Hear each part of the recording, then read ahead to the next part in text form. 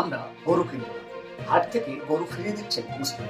পশ্চিমবঙ্গে দেখা গেল এক ঘটনা ঘটেছে, যেখানে নবনিযুক্ত সরকার গঠনের পরে যেভাবে পশ্চিমবঙ্গে চালু হয়েছে গোহত্যা নিয়ন্ত্রণ আইন, সেই আইনকে মান্যতা দিয়ে পশ্চিমবঙ্গের মুসলিম জনগণ গরু কেনা থেকে বিরত থাকছেন।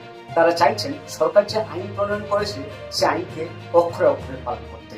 আমরা দেখে নেব সেরকম একটি ভিডিও ফুটেজ, যেখানে এক হাটে গরু বিক্রেতারা গরু ক্রেতার আশায় দাঁড়িয়ে আছে। সেখানে মুসলিমরা এসে বলছেন যে আমরা গরু কিনবো না, তাদেরকে গরু নিয়ে বাড়ি চলে যেতে বলছেন। চলুন দেখে সেই ভিডিও ফুটেজ।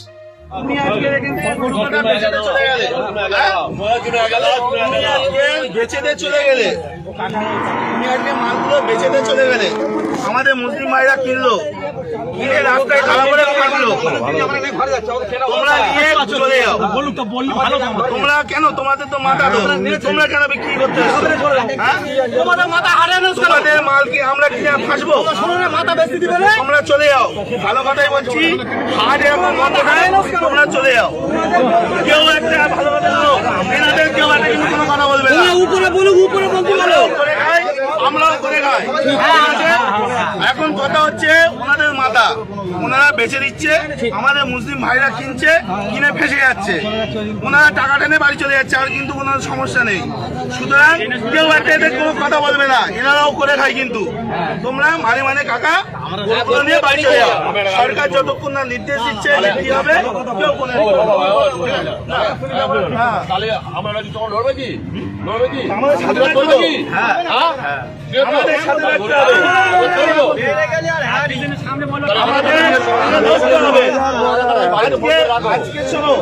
আজকে ভারতবর্ষে এই গরু এক্সপোর্টে ইন্ডিয়ার দ্বিতীয় নম্বরে, আর আমরা আজকে করছি অত অপরাধ আমরা করে ফেলেছি।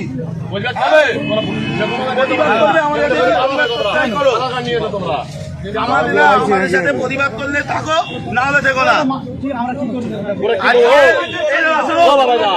জানি না আজকে এই মাংস, গরু মাংস বাইরে দেশে এক্সপোর্ট হচ্ছে, আমাদের ইন্ডিয়া দ্বিতীয় নম্বরে।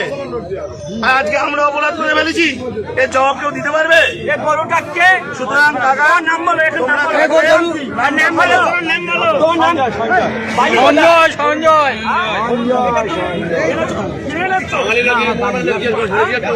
14 বছর বয়স হয়েছে, এটা 14 বছর বয়স হয়েছে, তুমি এই কাজটা করলে কেন? তোমার কালকে তো ঘোষণা হচ্ছে, আমরা